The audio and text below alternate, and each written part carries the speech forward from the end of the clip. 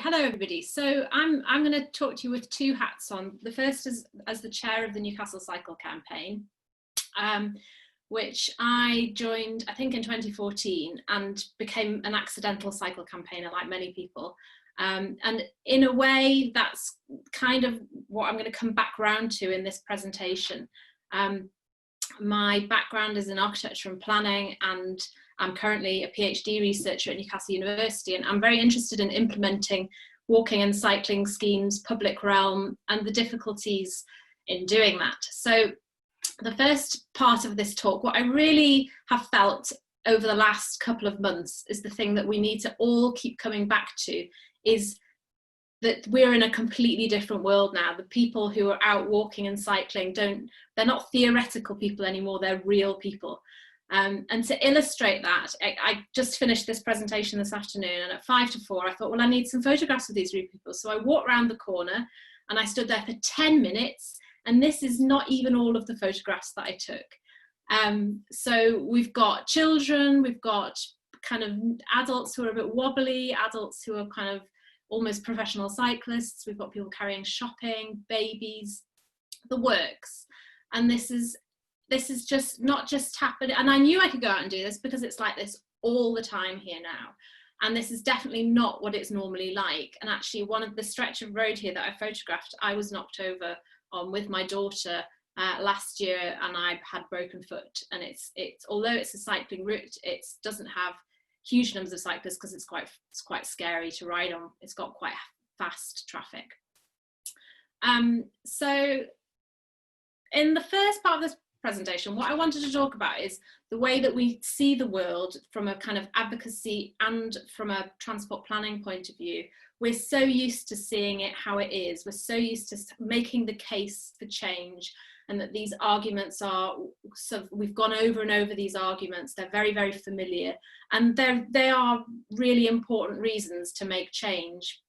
And I think a transport planner said to me recently they felt bad about seeing this, what's happening now, as an opportunity.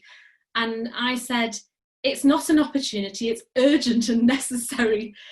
And we have to completely change the way we're always looking for opportunities to make change. And actually we need to get out of that thinking and start thinking like the person on the street who is riding a bike and who is finding that they can now. I have friends who are cycling to hospitals who wouldn't have cycled before. What we have to start thinking about it from their point of view all of the time, even when we are building the case and talking to politicians and talking to other people. And we're all very familiar with all of the barriers to mode shift. And in a study that I did a couple of years ago, looking at Waltham Forest, which I think will be very much over-researched, so I'm not really going to talk a lot about that. But one of the things that I looked at were all of these barriers and how these barriers interacted. And I make the argument that the barriers are, we tend too much to treat them in silos and in isolation, and that we in our modelling and planning and building support for change, it's such a long and complicated process, and so many things can go wrong, but we tend to talk about each of these problems in isolation and not looking at how they all interact. I think that we can get really too close to the subject. We can know too much about it, and that comes out when we are talking to others. It comes out when we're talking to politicians and when we're talking to people that we want to support us in our advocacy. And I think we have to always be rethinking, what does this sound like from the outside? What would people, a person on the street, make of this? So going back to that Waltham Forest study, I mean, most people know sort of the context and what happened in Waltham Forest, but what I found was that the change that happened there didn't happen overnight. It happened through doing. And you don't need to persuade every single person in advance. Sometimes you need to do something, and all of the time that you're doing that, you need to be patient, you need to take people with you, and you need to know that not everybody is going to get it straight away. And some people will argue against things that, you know, they will in time come around to going, oh, well, actually, that's okay. So I think that we all as practitioners and as advocates could be much more patient with people. And instead of always wanting to have the fight and have the argument, sometimes we just need to say, well, this is what we think will happen, and move on. And we need to start talking to the people who maybe do kind of think that making change is a good thing, more than the people who don't. Sally, can you do us a favour and just make the slideshow full screen? It's not just full a few screen. people. Yeah, No, sorry. I would do that as well. Don't worry. Hang on. View. The slideshow. Yeah, I've got it. There you go. Right. Thank you. Is that better? Okay. So I also think that by doing an experience, we all learn and we change our minds. I know that when I started as a campaigner in 2014, I could stand up in a room in a town hall meeting and be that outraged parent. And I can't do that anymore. I know too much. I'm too close to it. I think as advocates, we need to always be finding other people who are still in that state of feeling angry about what they see. And people who can talk really eloquently about the problems that they have and what they would like to see change in the places that they live in. But equally, I think as practitioners, I think those people who are implementing schemes really need to be very careful about how they involve new voices and how they don't allow the very shouty people to sort of to take over the dialogue. But my takeaway from that study was really that trying to tell people that this is going to be good for you, and to feel that we need to persuade everybody to agree to this before we start, it completely overlooks the role that new infrastructure can play in changing hearts and minds. And I think with this crisis, this is something that we can really use to our advantage, remembering that all those people who are out there using the new infrastructure that we have, because we have much less traffic on our roads, and that's filling a role of providing infrastructure for people. So I think we need to think about what is the new normal, and we might be living like this for some time, we don't know, but it will probably change in lots of unforeseen ways the way that we do go about our lives.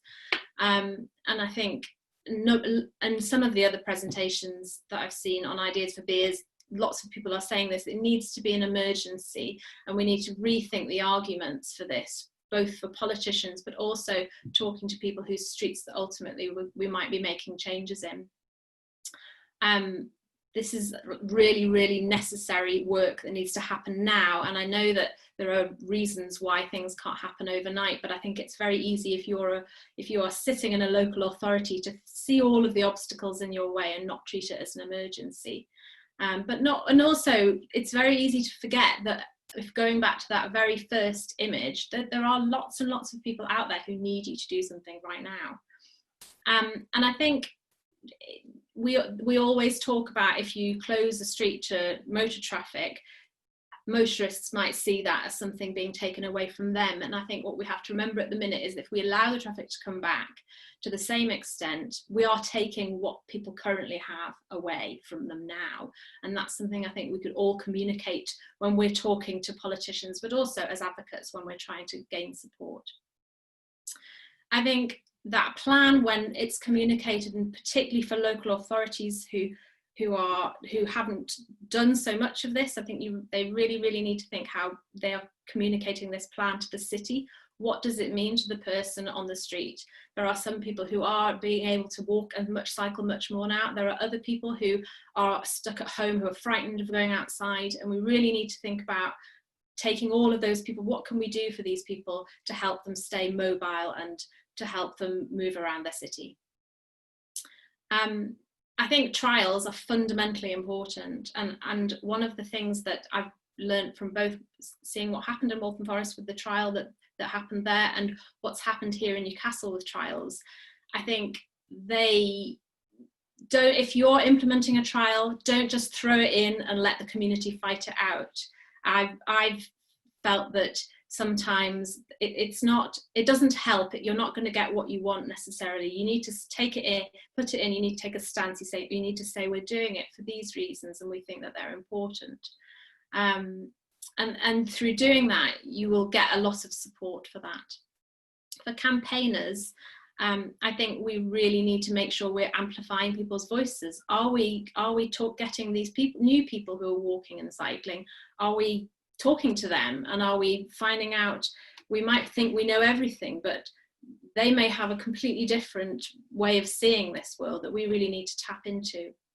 What do they need, and what would they like to see happen, and how can we effectively communicate that to politicians? And also, are we collaborating with other groups? We've had some success in Newcastle over the last couple of years, collaborating with a number of different groups, and I think that can help build support community-wide, as well as kind of giving you a stronger position when you're going and talking to your local authority. But I think as well, for local authorities, I think everybody at the minute needs to see somebody being bold and inspiring confidence, because we're all feeling in the need for that. We need reassurance. We need to know that somebody is looking at what's happening and saying, don't worry, we haven't forgotten about you. We know that this is really important. And again, going back to what I said about the powerful voices protesting, if we spend all of our time fighting with the people who don't agree with us, everybody else just gives up and goes away, then it's really alienating. We need to address those arguments, but we need to be able to do it in such a way that doesn't drown everybody else out. So just to finish, I'm not going to go through all this, but I'm going to share these slides.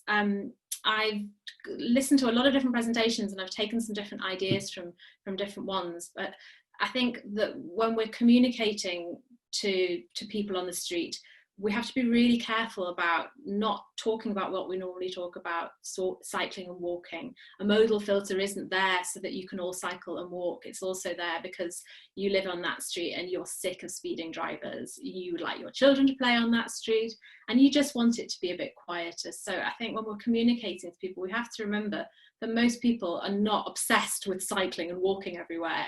They've got other things going on in their lives, but it is something that they really would like to do. And I think we as advocates and as practitioners need to always be thinking, what would the man on the street think about what we're doing? And that's it.